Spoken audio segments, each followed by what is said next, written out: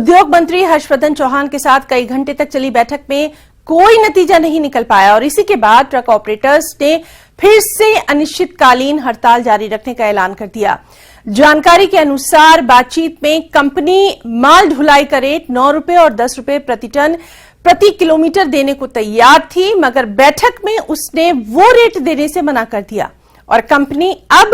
पहाड़ी इलाकों में 10 रुपए जबकि मैदानी इलाकों में सिर्फ 8 रुपए 30 पैसे प्रति टन प्रति किलोमीटर का रेट देने को कह रही है और इसी से ट्रक ऑपरेटर्स भड़क गए। उन्होंने अपना विरोध प्रदर्शन जारी रखने का ऐलान कर दिया है। ऑपरेटर्स की तरफ से इससे ज्यादा रेट की मांग लगातार की जा रही है।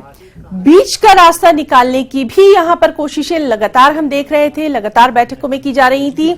बैठक में सीएम को भी पहुंचना था, लेकिन ना तो बैठक में सीएम पहुंचे न ही विवाद ही सुलझ पाया। आपको बताएं कि 15 दिसंबर से ही बिलासपुर के बरमाणा में एसीसी सीमेंट प्लांट और सोलन के दालना घाट में अंबुजा सीमेंट प्लांट 15 दिसंबर से इस विवाद के चलते बंद है और इसे लेकर मंगलवार को 11 बजे से लेकर दोपहर 3:30 बजे तक अहम बैठकों का दौर हमने देखा,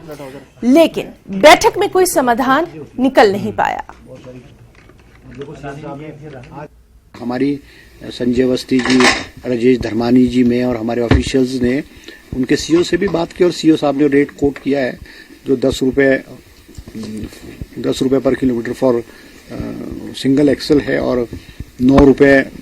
जो है वो फॉर डबल एक्सल उन्होंने रेट कोट किया है। जो हमने ट्रक ऑपरेटर्स को ये रेट कहे तो उन्होंने मना कर दिया कि हमारे को ये रेट मंजूर नहीं है, रेट बहुत कम है। ट्रक ऑपरेटर्स ने जो अपना रेट दिया है वो उन्होंने 10 रुपए 70 पैसे दिया है और सिंगल एक्सल के लिए, और डबल एक्सल में उन्होंने कहा है कि इस रेट का 5% जो रिबेट है वो होगा। हमने बहुत कोशिश की है, सुबह से लेकर के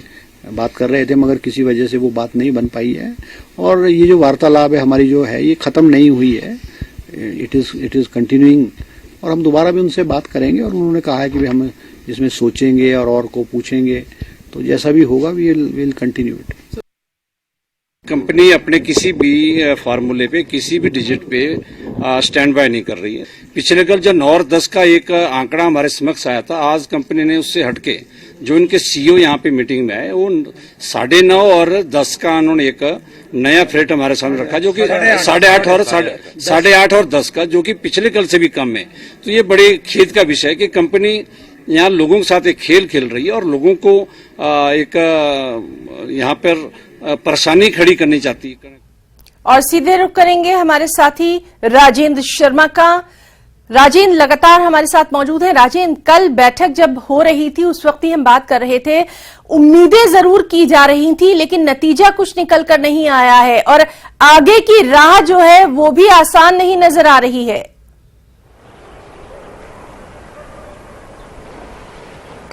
बिल्कुल ही ना, अगर देखें तो पूरा विवाद अब काफी लंबा ये विवाद चल चुका है। अब दिसंबर महीने के लगभग हम कह सकते हैं तीसरे सप्ताह में ये सारा विवाद शुरू हुआ था जब अचानक से दोनों कंपनियां बंद हो गई थी और उसके बाद से कोशिशें सरकार की तरफ से मध्यस्थता की हो रही है लेकिन सफलता नहीं मिल पा रही है। पिछले कल जो बातचीत हुई ट्रक ऑपरेटर्स की तरफ से ये प्रस्ताव अंत में रखा गया था कि जो अल्ट्राटेक कंपनी है साथ में ही वो जो रेट दे रही है वही रेट इन दोनों कंपनियों में भी माल ढुलाई के दिए जाए, क्योंकि वो लगातार वहां पे लगातार काम हो रहा है। 10 रुपए 71 पैसे की बात हुई थी, 70 पैसे की बात हुई थी और उस पर ट्रक ऑपरेटर्स आ गए थे। हालांकि ये पहली बार है जब ट्रक ऑपरेटर्स इतने कम माल भाड़े पर मान गए, लेकिन कंपनी प्रबंधन की तरफ से कंपनी के जो सीईओ विशेष तौर पर इस बैठक में शामिल होने के लिए आए थे उनकी तरफ से नया प्रस्ताव रखा गया और इस प्रस्ताव को मंजूर नहीं किया गया। अब सरकार के सामने सख्ती करने का ही एक जो रास्ता है वो बच रहा है, क्योंकि लगातार जो बैठकें हैं वो असफल होती जा रही हैं। ऐसे में अब क्या ये देखना होगा कि क्या प्रदेश सरकार सख्त कदम उठाएगी, क्या जो लीगल एक्शंस हैं जो कंपनी के खिलाफ बनते हैं, क्योंकि हिमाचल प्रदेश के रिसोर्सेज का प्रयोग इस जो सीमेंट कारखाने में होता है, चाहे वो जमीन की बात हो, अनेक प्रकार के जो एमओयू हैं वो सरकार और कंपनी के बीच में साइन होते हैं जब से ये कंपनी खुली है। तो ऐसे में अब सरकार के पास लीगल ऑप्शन बचता है, ये देखना होगा कि क्या सरकार उन लीगल ऑप्शंस को अप्लाई करती है? क्या कंपनी अगर